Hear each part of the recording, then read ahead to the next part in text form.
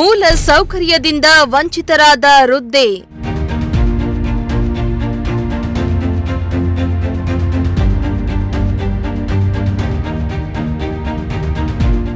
ಮುರುಕಲು ಮನೆಯಲ್ಲೇ ವಾಸ, ಸರ್ಕಾರದಿಂದ ಸವಲತ್ತು ಇಲ್ಲ.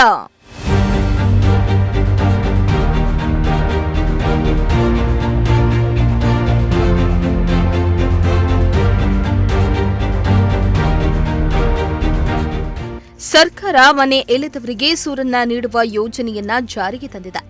ಆದರೆ ಈ ವೃದ್ಧಿಗೆ ಮಾತ್ರ ಸರ್ಕಾರದಿಂದ ಯಾವುದೇ ಸವಲತ್ತು ಕೂಡ ಸಿಗ್ತಾ ಇಲ್ಲ. ಸ್ವತಂತ್ರ ಬಂದು ಇಷ್ಟು ವರ್ಷ ಆದರೂ ಕೂಡ ಈ ವೃದ್ಧಿಗೆ ಯಾವುದೇ ಮೂಲಭೂತ ಸೌಕರ್ಯ ಸಿಗ್ತಾ ಇಲ್ಲ. ಇದರಿಂದ ಅಜ್ಜಿ ಮುರುಕಲು ಮನೆಯಲ್ಲಿಯೇ ವಾಸ ಮಾಡ್ತಾ ಇದ್ದು ಅಜ್ಜಿಯ ಗೋಳು ಹೇಳತಿರದಾಗಿದೆ.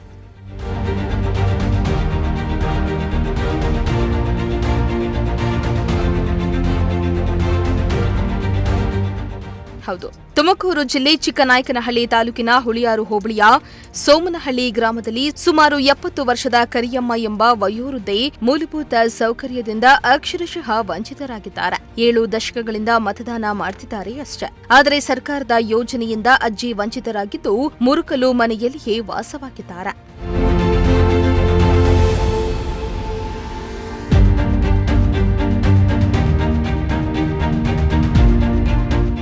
ಮುರುಕಲು ಮನೆಯಲ್ಲಿ ವಾಸವಿರೋ ಕರಿಯಮ್ಮ ಅಜ್ಜಿ ಮಳೆ ಬಂತಂದ್ರೆ ಸಾಕು, ಮನೆಯೆಲ್ಲ ಸೋರುತ್ತೆ. ಮಳೆ ಗಾಳಿ ಬಿಸಿಲು ಲೆಕ್ಕಿಸದೆ ಈ ವೃದ್ಧೆ ಈ ಮುರುಕಲು ಮನೆಯಲ್ಲಿಯೇ ವಾಸವಾಗಿದ್ದು ಜನಪ್ರತಿನಿಧಿಗಳು ಸರ್ಕಾರದ ಕನಿಷ್ಠ ಈ ವೃದ್ಧೆಗೆ ಮನೆಯನ್ನ ಒದಗಿಸಿಲ್ಲ. ಅಷ್ಟೇ ಅಲ್ಲ, ಈ ವೃದ್ಧೆಗೆ ವಯೋವೃದ್ಧ ಪಿಂಚಣಿಯಾಗ್ಲಿ, ವಿಧವಾ ವೇತನ ಆಗ್ಲಿ, ಗೃಹಲಕ್ಷ್ಮಿ ಅನ್ನಭಾಗ್ಯ ಯೋಜನೆ ಸೇರಿ ಯಾವುದೇ ಸವಲತ್ತು ಕೂಡ ಸಿಗದೆ ವೃದ್ಧೆ ನರಕದಲ್ಲಿ ಬದುಕ್ತಿದ್ದಾರೆ.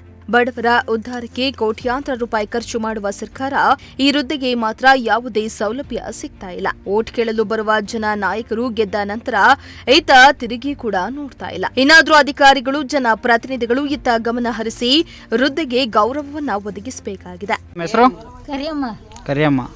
ನಿಮ್ದು ಏನೇನಿದೆ ಅಮ್ಮ ಡಾಕ್ಯುಮೆಂಟ್ಸು? ಹೆಸರು ನಿಮ್ಮ ಹೆಸರು ಕರಿಯಮ್ಮ ಅಂತನಾ? ಯಜಮಾನ್ರ ಹೆಸರು ಇದ್ದಾರಾ? ಮನೇಲಿ ಯಾರ್ಯಾರು ಇದ್ದೀರಮ್ಮ? ಒಬ್ಳೆ. ಹಾಂ, ರೇಷನ್ ಕಾರ್ಡ್ ಇದೆನಮ್ಮ? ಇತ್ತು, ಕ್ಯಾನ್ಸಲ್ ಆಯ್ತು. ಎಷ್ಟು ವರ್ಷ ಆಯ್ತಮ್ಮ ಕ್ಯಾನ್ಸಲ್ ಆಗಿ? ಅಲ್ಲಿವರೆಗೆ ಅಲ್ಲಿಂದ ಅಕ್ಕಿ ಏನೋ ಕೊಡ್ತಾ ಇಲ್ಲ ನಿಮಗೆ?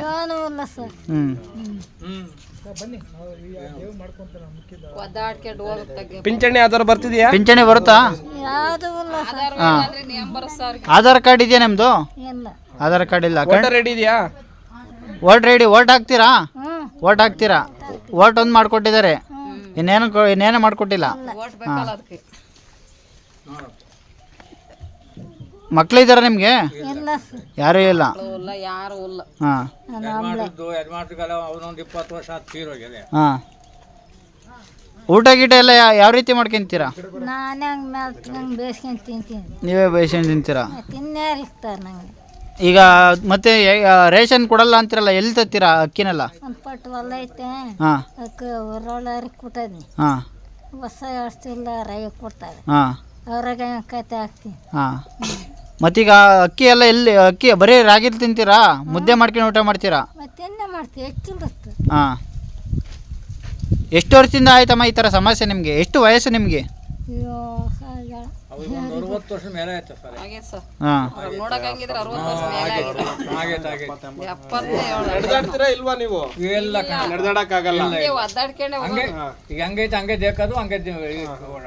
ಇಲ್ಲಿ ಇಲ್ಲಿ ಯಾರು ಬಂದಿಲ್ವಾ? ಜನಪ್ರತಿನಿಧಿಗಳು ಯಾರು ಬಂದಿಲ್ವಾ?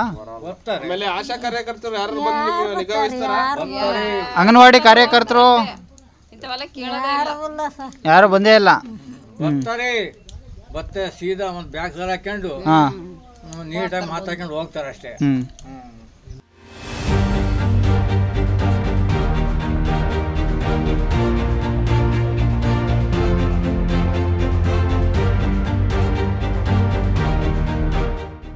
ಚೇತನ್ ಜಾನಕಲ್, ಪ್ರಜಾಶಕ್ತಿ ಟಿವಿ, ಚಿಕ್ಕನಾಯಕನಹಳ್ಳಿ.